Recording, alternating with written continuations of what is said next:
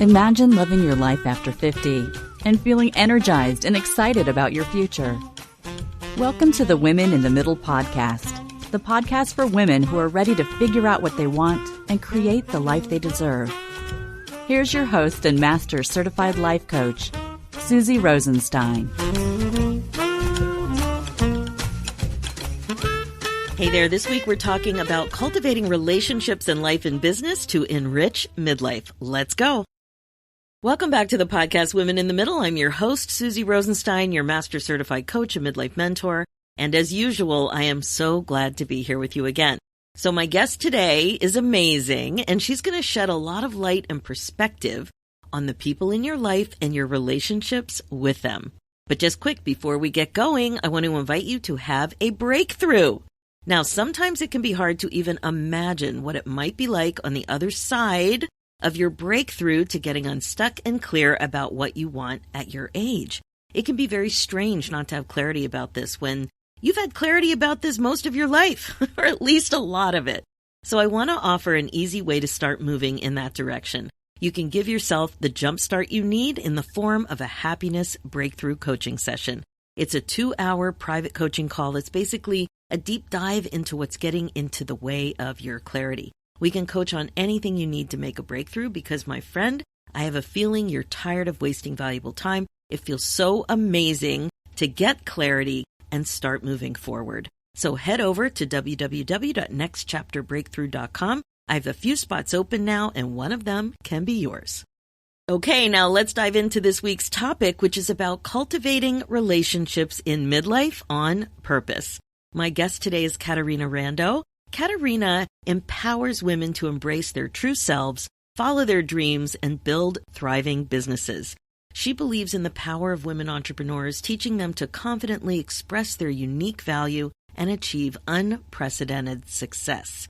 As a sought-after speaker, coach, host of retreats, and author, Caterina uplifts others with her wisdom. Her generosity, positivity, and integrity are at the heart of everything she does. And I have to say, this is true, and I'm not exaggerating. She's also a philanthropist leading the Thriving Women in Business Giving community to support education and entrepreneurship for women. Caterina is founder of the Thriving Women in Business Center and community. I know you're going to love meeting her, so please enjoy this episode. Hi, Caterina. Thanks so much for joining us today on the Women in the Middle podcast. I'm blessed to be with you.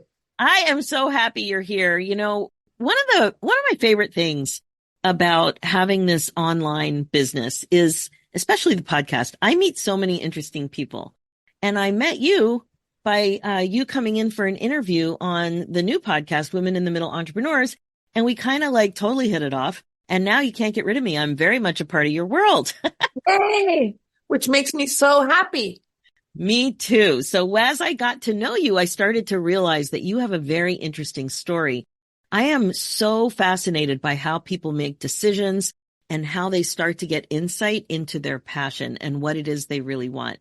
So I know your story is super interesting. You were an entrepreneur for a long time. So let's hear what was going on for you as you were in your, career trajectory, and then how you started to get ideas about what you wanted to do instead. Take it away. Well, let me say this. I'm second generation Italian American. My grandparents came through Ellis Island, and my one grandfather was a shoemaker, and my other grandfather owned a grocery store. Now, my parents both went to college and were the first in their families to go to college and got regular jobs. My mom was a school teacher. My dad was a mechanical engineer, and they're still around. They're 92. My dad was a mechanical engineer. So even though I grew up in a JOB household, their roots were entrepreneurial, and they both had side hustles before we even had the term side hustle. My dad had a laundromat, coin laundromat. My mom sold Italian T-shirts, like novelties. The luckiest people marry Italians. The nicest people have a root in the boot. So my mom had this whole big novelty Italian business for like festivals and fundraisers for Italian groups around the country. So they both wanted me to go to college, wanted me to get a good job.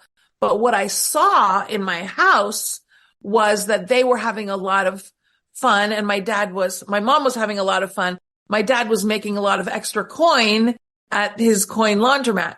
So I was very drawn to entrepreneurship. And when I was in college, my sister opened a cafe. And after some years, she decided that she didn't like being in the food business and she moved on. And so I took over the business with another woman. And in the beginning, Susie, I loved it. I loved chatting with the customers all day long. I loved knowing everybody in the neighborhood. I make the best cappuccino you ever met in your life. But, at some point I realized, hey, I don't want to make sandwiches for a living, right? I don't want to schlep big catering trays across town. And I was trying to figure out what's my thing? What do I want to do with my life?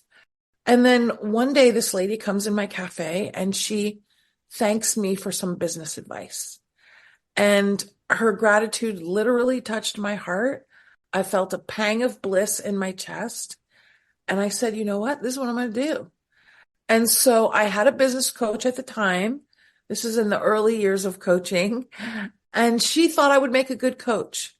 How old were you? How old were you then? I was in my late 20s. I was probably about 27. And, now I'm a confident woman. I speak a lot. But at the time, I was very shy and very insecure, as most of us are in that stage of life. And so I started to shift into my new business, but really sales was very different. When you have a cafe, you want some clients, you just turn on the lights and open the door, right? Mm. But with this, I, would go networking and everyone was more experienced.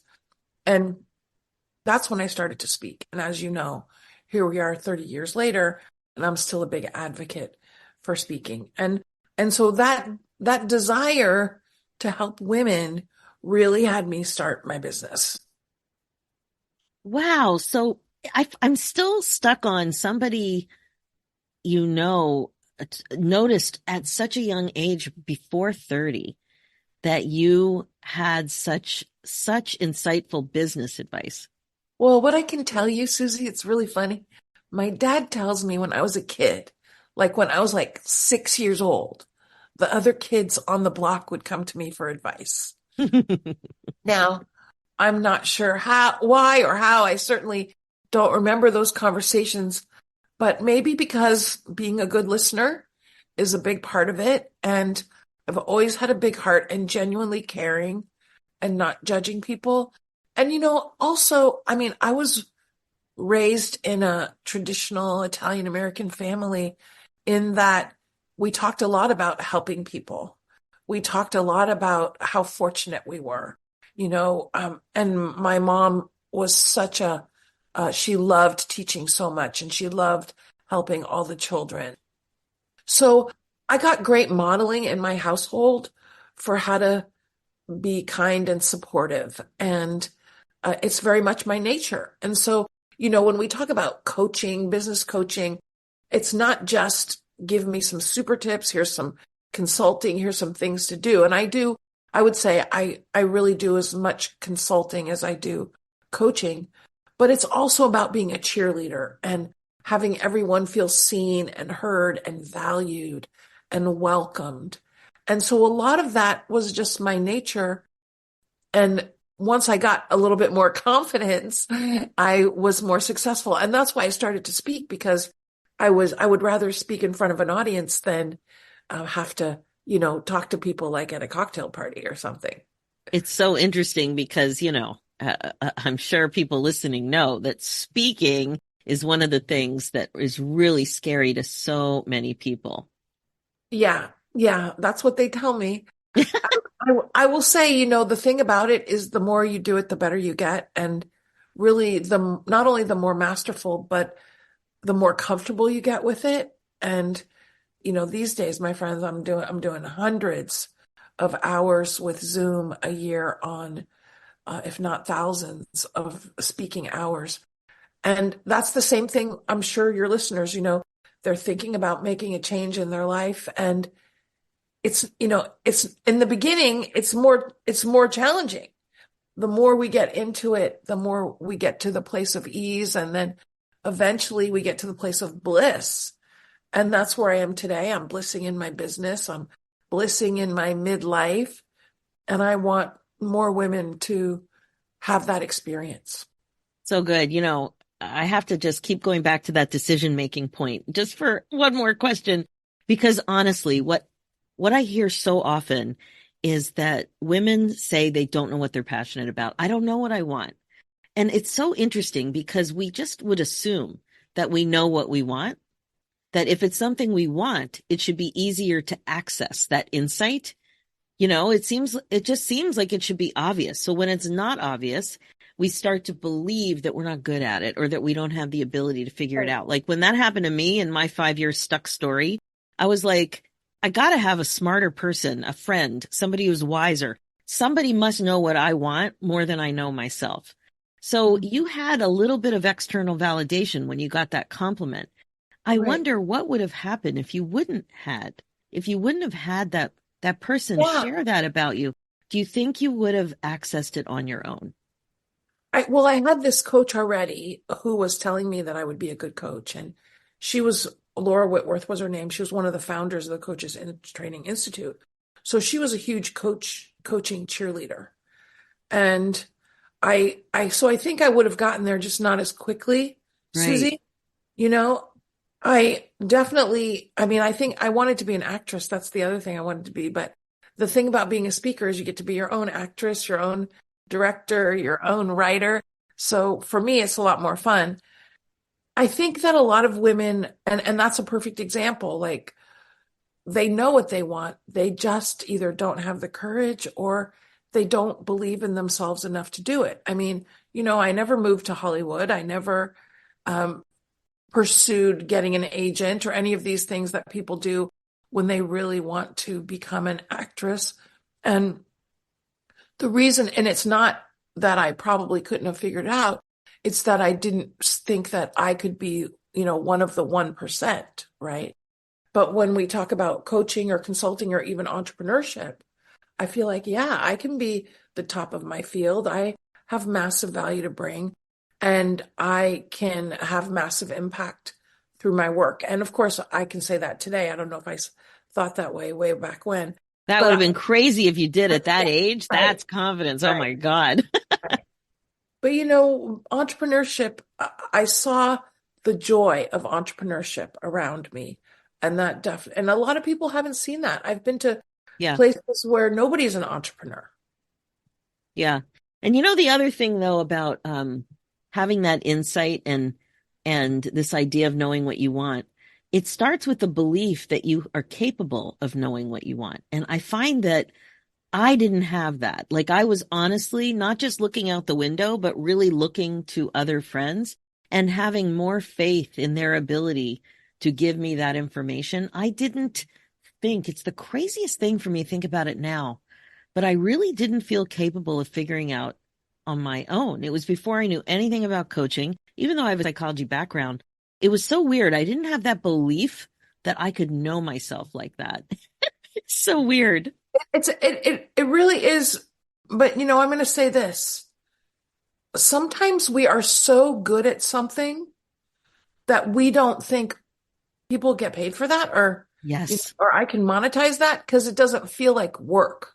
Right? Exactly. Yeah. And so one of the things is to ask the people in our life, if I was going to pick another career, what would you, and you were going to pick for me, what would you pick? What do you think I would be good at? And to ask them, or what kind of business do you think I'd want to start? I know in my next life, I'm probably going to be a personal stylist or something, because I like accessories and clothing and all that kind of thing. And I get to do that a little bit in my business too. I'm going on a retreat next week with some of my clients, and I've picked out all the swag, the nice totes and the jewelry and stuff. But the people around us see what we would be good at. And so we can always ask. That's true. Asking for extra input is one thing. I was asking for all of the input. But you're right. I remember when I got laid off from my job, we have a friend who's a real estate agent, and he reached out and he said, you know, Susie, you've got these skills. Is real estate anything you've ever thought about? And I was just so taken aback that he recognized what I thought were soft skills of communication, enthusiasm, um, just being really comfortable with people. Yeah. Yeah. In my mind, they seemed like soft skills, but I've really noticed that too, is that when midlife women are looking for what else they can do, they really do discount things that are so easy to them, and other people view it as such a gift or such a talent. Right. Right. And that's exactly what I'm saying, Susie. People don't realize, oh, this could be a business, or I could make money at this, or have a career change, because they don't see it as a superpower because it's so easy for them. Yeah. Now, when you were starting this business, the whole online world was not where it was today. Oh my It is God. now. Like, was it even No. Well, I mean, no we had Zoom? email. We had email, and I did get a website right when websites came out. But no, I had already been doing business, so it was a lot of speaking and networking live and in person. And of course, as you know, today we have business all over the US and Canada. Bing, bing, bing. Yay. Yay, because of Zoom. But I used to, and if I can speak to this, Susie, I used to have this limiting belief that, hey, I got to be able to break bread with my clients, got to be able to take them to lunch, or, get together for dinner. And so I really focused on, I live in San Francisco, so I'm on the edge of the continent. So I focused on 3 area codes north and 3 area codes south and 2 area codes east. And that's where I worked my business. And then, of course, when the pandemic hit, we got to embrace Zoom. And I was already doing hybrid, but I got to embrace it even more. And that really catapulted my business. And it is so wonderful to now have friends all over the US and clients all over the US. And it's so good for business. And I'm a big advocate, Susie, of community, right? For cultivating community. I love it. Well, tell us why you think speaking and community are so important to business building. Yeah. And to life building. Yes. Yes. I want to say, because this is the midlife discussion today. Yes. I used to have this fear that I'm going to be, because I'm single now, I'm divorced. And I got divorced at 51. I used to have this fear that I'm going to be in my little apartment with my Formica table and a cat sipping milk, and I'm going to be all by myself, a sad old lady. But then now I don't have that fear so much anymore, because I realize I know how to get the ladies together, and I know how to cultivate community. And you do.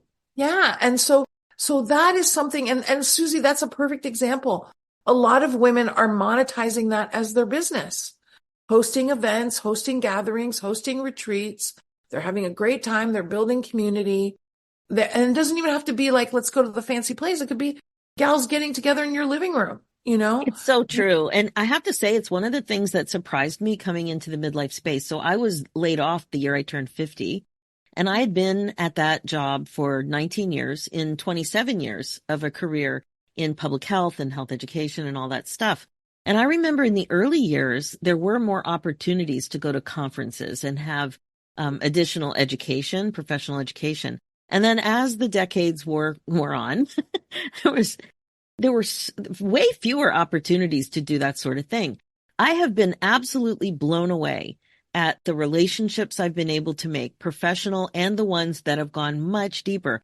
I have more friends and contacts than I've ever had in my life at 60. Wow. And as part of the Women in the Middle Academy, this whole relationships and being intentional about relationships is one of the areas that we really focus on. And it has been, it's based on a fear that people don't have the friends, that they're going to grow old and be alone. They don't have the kind of deep friendships they thought they might have. They may have grown out of some friendships. Lots of things have changed.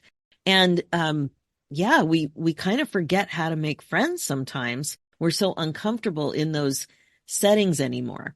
And I challenge myself whenever I'm in a group. Well, your groups are easy because you kind of force us to do stuff, which is great. That's right, my friend. Force in a loving way. But sometimes, like when I'm in a, just a typical group, when I feel myself connecting with somebody, like somebody is saying things that I think are funny or I'm really relating to, I make a note, I type it out, on my notes, and I make a note to have at least one in-depth relationship, at least one, while I'm experiencing that group over 6 months or a year or whatever.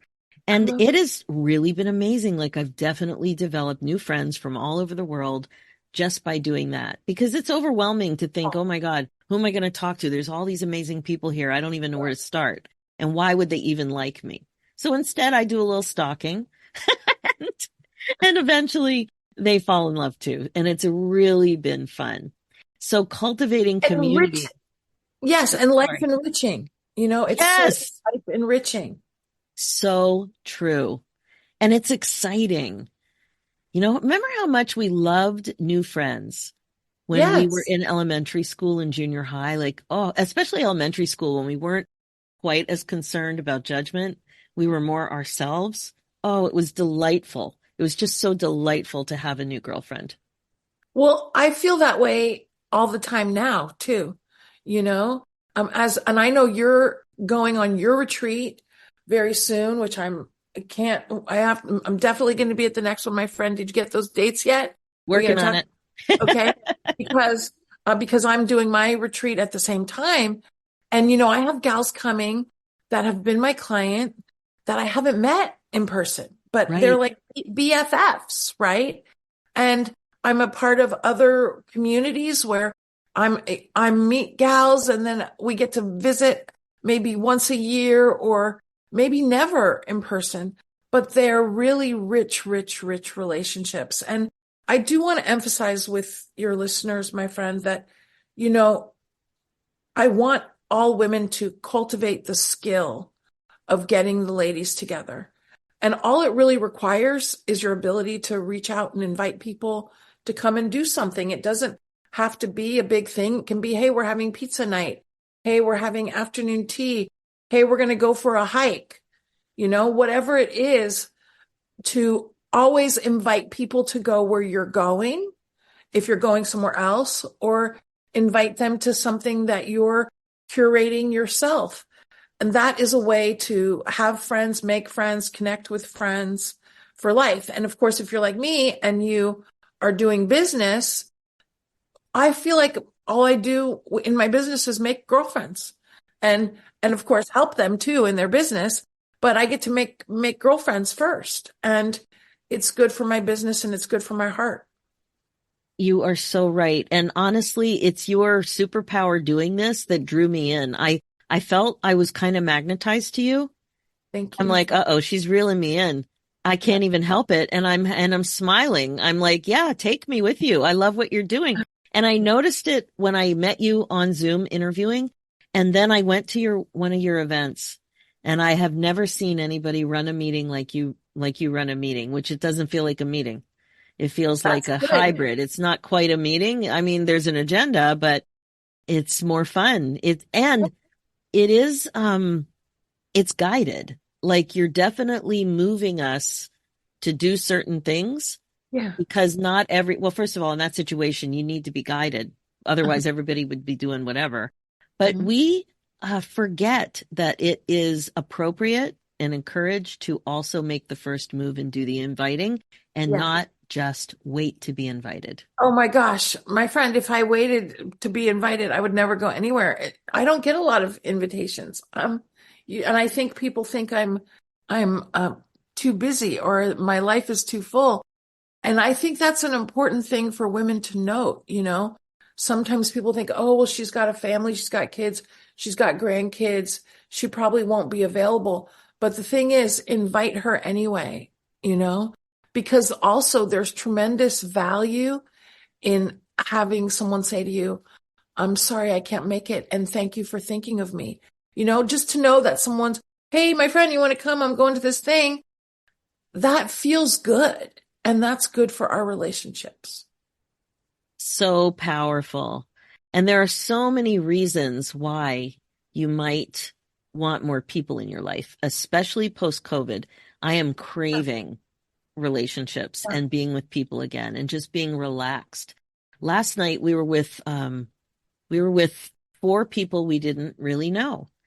And it was so interesting. My son is in a new house with two roommates, and they invited the three sets of parents for dinner.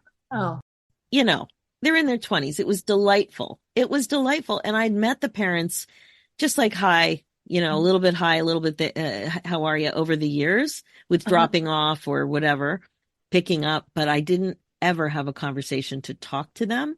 And my son was always telling me, you have a lot in common with these parents. And we did. It was such an easygoing, wonderful. such an easygoing evening. Okay. So cultivating friends for life is good. It's a good skill for so many reasons, including business, but definitely to enrich your life. And as midlife women, it's a need. It's a need to get better at it and to focus more on it for sure. Now, tell us more. Oh, go ahead. And I was going to ask you about speaking and how that Okay, came. good. Yeah, and I want to mention about social capital. Okay. Yes. So women have social capital and they often don't realize it. And what is social capital? It's like, everybody that knows you from afternoon pickup, or the people in your neighborhood, or the people at your local cafe, or whatever it is, people that know you, those relationships matter, and that you can use them to make connections, get whatever you need. If I go to my sister's cafe and I say, hey, I need a seamstress in the area, somebody's going to have one for me. Or, my next door neighbor referred his handyman to me. We want to cultivate all kinds of relationships, personally and professionally. And that social capital means that we can get our phone calls returned, or we can get, people to give money for our kids' fundraiser or whatever it is. And that to see that as a powerful tool, because women have it already. And we amplify it by doing what you're saying, invite people to go where we're going, creating opportunities for people to get together. Bingo. So good. Okay. Now speaking, why did you zone in on speaking? Yeah. There's a million things you can do, and speaking seems to be the scariest one. So how did that become so obvious to you? It's so funny because at some point I realized I'm probably speaking because I know then I have permission to speak if I'm the speaker. Because I think I was so shy that, I would be in a meeting and I wouldn't necessarily speak up. But if I got to be the speaker, then okay, bing, bing, somebody's giving me the floor and I get to talk. The other reason why speaking is so important is we get to build Insta influence and Insta rapport. So we could be in a group of 30 people for networking, but we're not necessarily going to meet everybody. And even if we do meet everybody, like with a brief introduction, they don't necessarily have an experience of the massive value we have to bring. But when we present, they get a sense of our massive value. And so that means we're building Insta influence, which means when we reach out to them after, which we do want to reach out to them, and I'm going to say, my friend Susie, right after, okay? That's what one of the many things I learned from Caterina.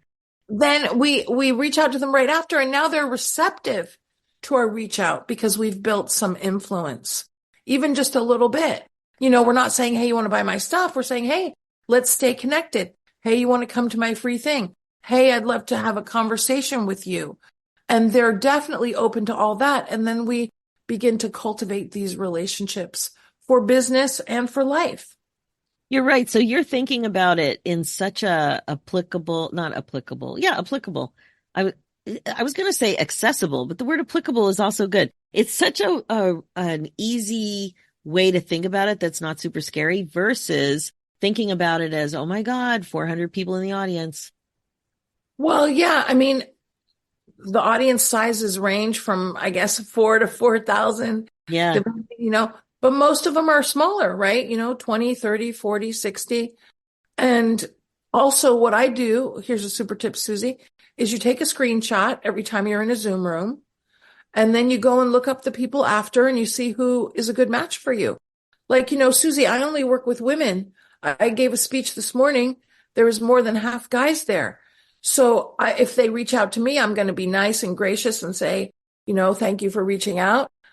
But I'm not reaching out to them as potential clients because they're not. And not everyone is everybody's potential client. So always take a screenshot. But then the other super tip is that you have to schedule time for immediately after that meeting to do the reach outs. Hey, great to be with you. Here's my free stuff. Would you like to come to my thing? Would you like to connect? And to do exactly what you're suggesting. And I would say, let's make it at least two people that you're like, okay, who's here that really is a great client for me? Let me go deeper with them right away. Yeah. Because people are like last night's dinner. And what I mean by that is you remember this morning how amazing that meal was. But next week, if I said, what did you have for dinner Monday night? You might not even remember. No clue. That's why we want to follow up right away so that they remember that they remember us. And then if we were the speaker, that they remembered that they enjoyed our talk. That's right. And I'm just having a little bit of a memory here of a social club that I went to once in person in Toronto. And it was a lovely group, well organized, been around for 100 years, literally 100 years. And I remember after the meeting, I did get follow-up phone calls. So even though it wasn't in a professional capacity, it was in a strictly volunteer social type of situation, the follow-up was so good. And so the structure that they had, they understood the importance of it, and there were definite follow-ups. So if you're not an entrepreneur or you're not used to doing this sort of thing in like formal or informal networking, you can absolutely think of some volunteer things that you've done or some social settings where maybe you were a guest or even at a wedding where you had an opportunity to go, ooh, I want to make sure that I follow up. Right. And you can get good at it. Right. And I will say, Susie, I schedule time for follow-up after social events also. And so what I'm suggesting is that at the time you put that wedding on your calendar, put a half an hour the next morning for follow-up on there too. Now, maybe you don't need it, but probably you will need it. Or you said to, the person across the table, you said, oh, I'm going to send you my guacamole recipe. You don't want to forget. Because again, that's social capital to do what you said you were going to do. That is such a great example of, because if you say you're going to send it and then you don't, right, nobody gets the opportunity to remember that you're so amazing at that. Right. And good. We all have the intention, but we don't necessarily have the time. So at the time you put any event on your calendar, virtual, live, social, business, schedule at that exact same time, some time for follow-up and any to-dos from that event. Yeah, definitely. And what kind of advice would you give to other women in the middle out there who are in midlife and are kind of in that funky phase where they're not exactly sure what to do next about what they actually want? So you meet a lot of women who want to do things but aren't clear. So what would you say? Well, the first thing is go on a woman's retreat.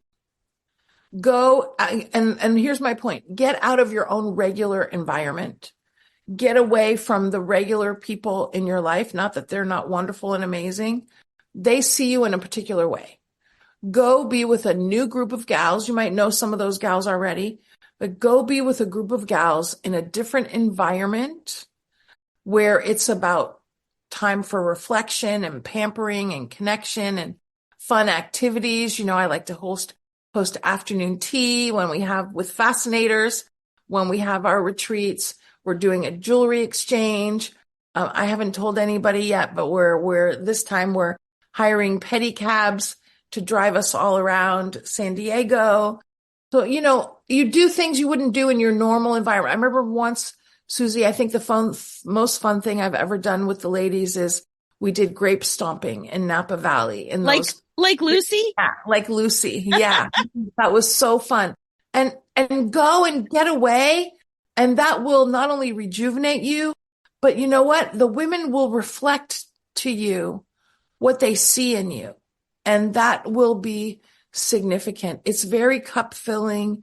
It's very energizing, and it can be really life changing. And I go on, I lead retreats, but I also go on other people's retreats because that fills my cup in a different way. And I'm so glad that you are hosting your retreats now, Susie, and especially for women in midlife.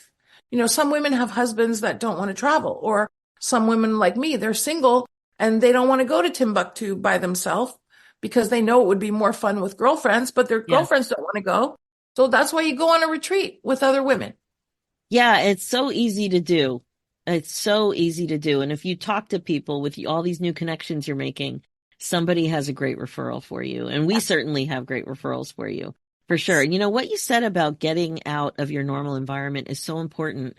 And that idea of novelty has come up in several different ways on the podcast. And there's actually solid research about the importance of novelty to help get you out of a funk in relationships and in just your thoughts about what's going on and what's possible for you.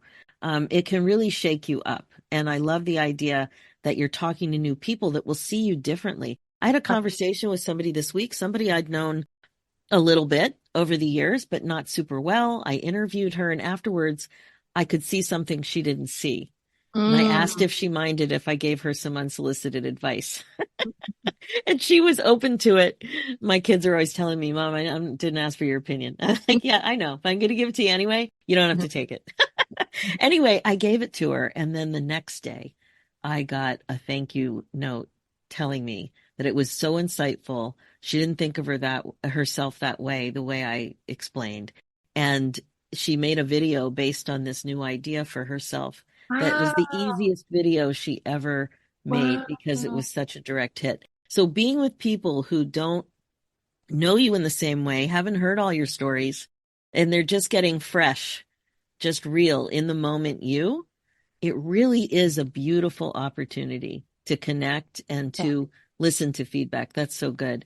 Okay, so going on a women's retreat, shaking things up a little bit, getting out of your normal environment, that's pretty good. Any other ideas?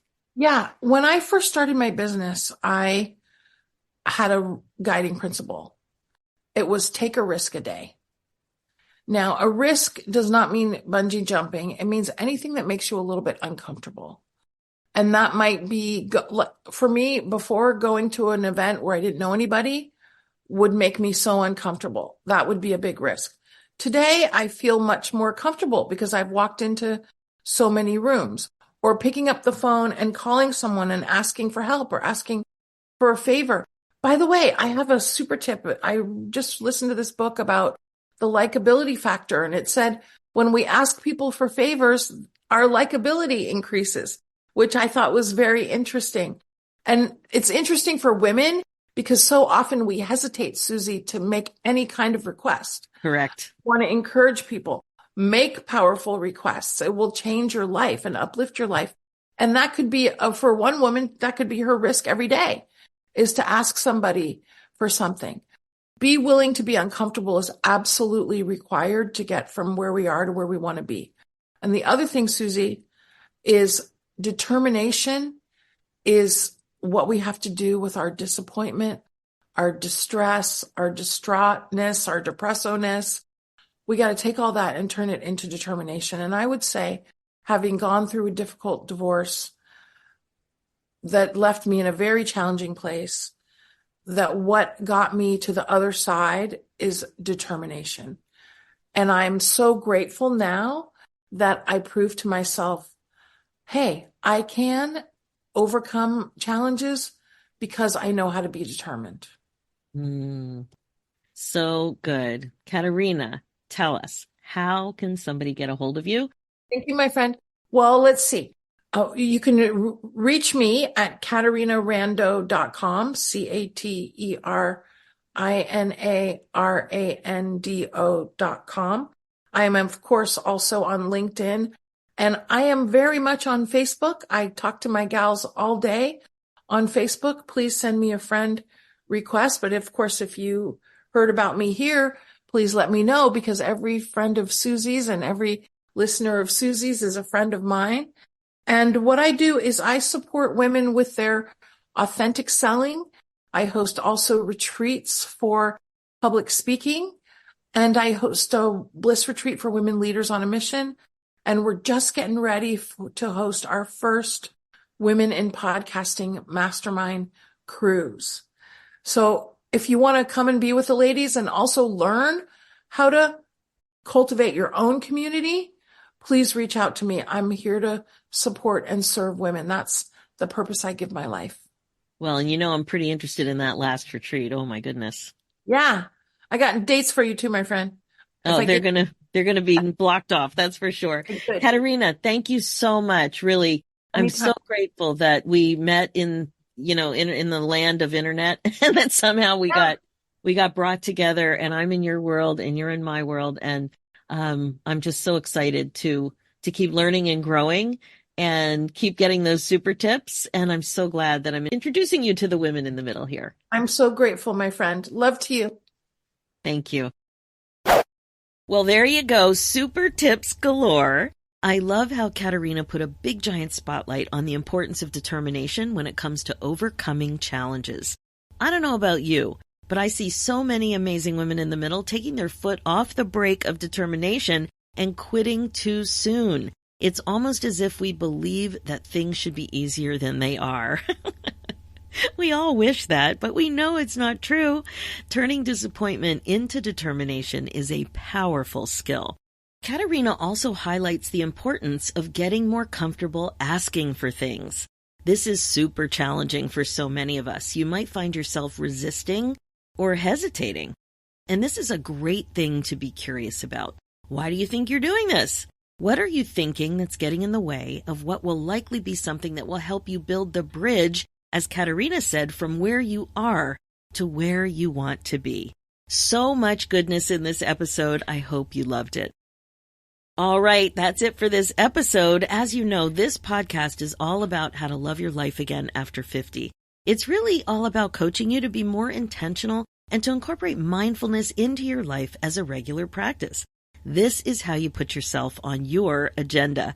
My focus as your midlife coach is to help you get unstuck, clear, and focused on your current values and priorities so you don't have regrets.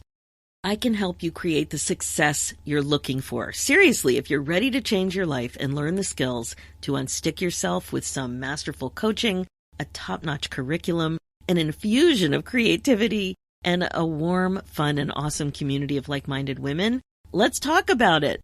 I would love to help you get unstuck and be happier and more fulfilled than ever before. So go ahead and book your momentum call at www.womeninthemiddleacademy.com and we will chat. And finally, for show notes and links, head over to www.susierosenstein.com and click the podcast tab and look for episode 351. You will also see links there for my new show, Women in the Middle Entrepreneurs. Thanks so much for listening. It is time for you to put yourself first, one thought at a time. I'm Susie Rosenstein, and I'll talk to you next week.